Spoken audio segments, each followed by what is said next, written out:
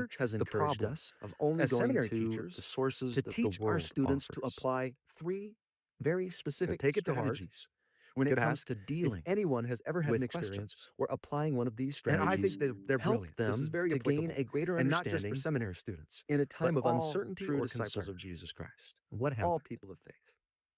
And you as So the teacher I might take the consider time to lead sharing them an through a brief experience of your own. explanation of those three strategies. For what I will go and do, As I you challenge explain my them, students to take give their your handout students some home, time to make a note or put it in a two place on where they're how going to they see could it, apply and each of the act strategies on the to notes that their they've taken particular question. as they listened that day.